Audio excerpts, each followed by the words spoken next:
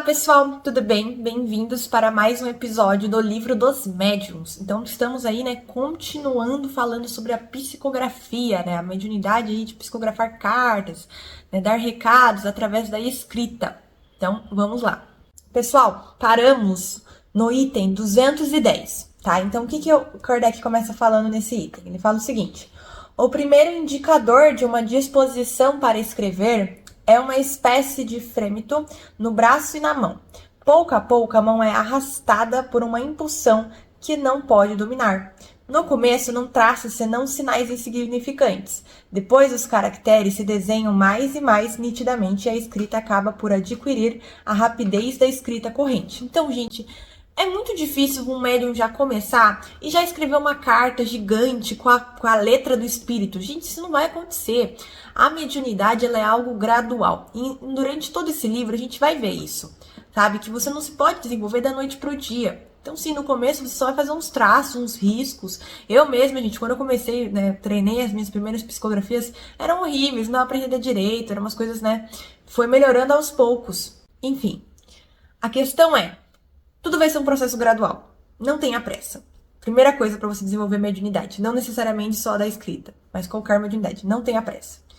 E ele fala aqui: em todos os casos é necessário abandonar a mão ao seu movimento natural, não opondo resistência nem impedindo. Ou seja, gente, nada de forçar a mão não, tá?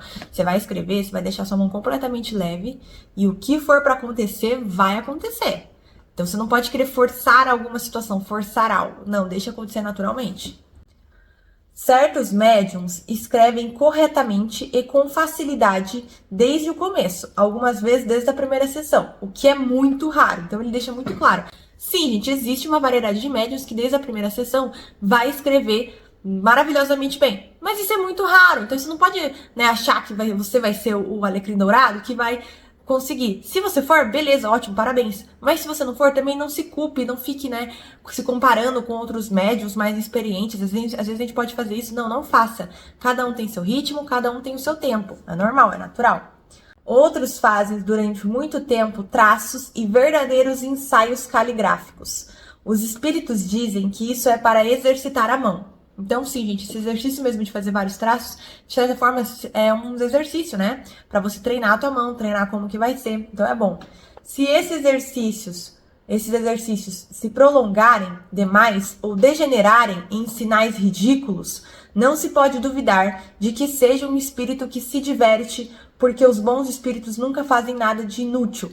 Então, sim, se você tá lá há algum tempo fazendo traços, formas, vendo ali como você se desenvolve, e aí começa a fazer uns traços sem sentido, ou traços grotescos, mensagens mais grotescas, já pode atribuir isso a um obsessor, tá? Porque espírito de luz não vai fazer isso, ele não vai ficar perdendo ali, fazendo você perder seu tempo com uma bobeira dessa. Ele não faz nada inútil, entende? Então, aí o que ele fala? Para poder pedir assistência dos bons espíritos, e, gente, ele não comentou aqui, mas eu falo, fazer o evangelho no lar. Antes de qualquer treino mediúnico, pessoal, façam o evangelho no lar, porque o evangelho no lar, ele limpa a tua casa. Então, você já vai estar ali muito mais blindado contra os obsessores, tá? Se torna um ambiente melhor, até para os espíritos de luz agirem, tá? Porque nenhum espírito de luz, gente, vai gostar de ficar agindo numa casa entupida de obsessor, não é mesmo? Então, reforma íntima, evangelho no lar e oração antes de fazer qualquer treino mediúnico, seja escrevendo ou qualquer outra mediunidade, é muito importante, tá? E aí ele faz aqui uma observação de um espírito, que um espírito fez uma observação. Há médiums cuja faculdade não pode ir além desses sinais.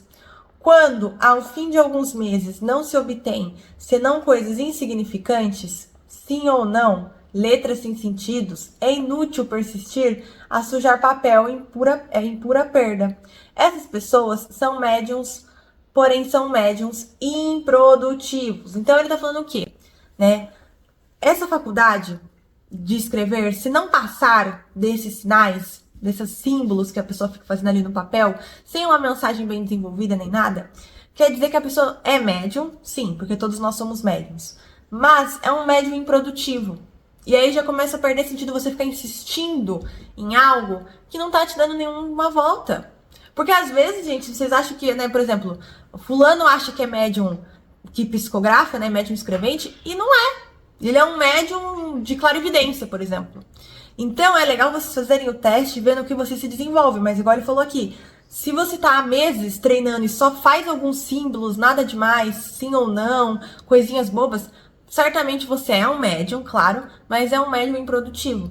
E aí ele fala aqui, aliás, as primeiras comunicações obtidas não devem ser consideradas senão como exercícios que se confiam aos espíritos secundários. Então ele deixa claro aqui que as primeiras comunicações elas não vão ser mensagens assim, gente, de nível mega elevado e tudo mais.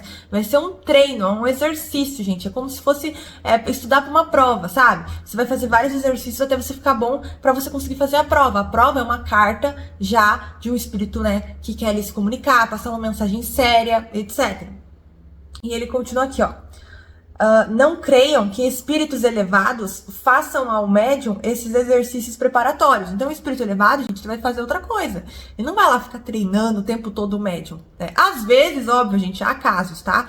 Cada caso é um caso. Mas aqui, na maioria das vezes, não. Vai ser um outro espírito que vai ali vir com justamente com aquela lição de te ensinar, de te fazer, né, perceber ali o que você tá errando, o que você tá acertando, a treinar, fazer vários exercícios. Tá? Quase todos os médiums passaram por essa prova para se desenvolverem e cabe a eles fazer o necessário para angariar a simpatia dos espíritos verdadeiramente superiores. Então, sim, gente, quase todos os médios passaram por isso. É um médio ou outro que já começa desde o começo escrevendo muito bem, tá?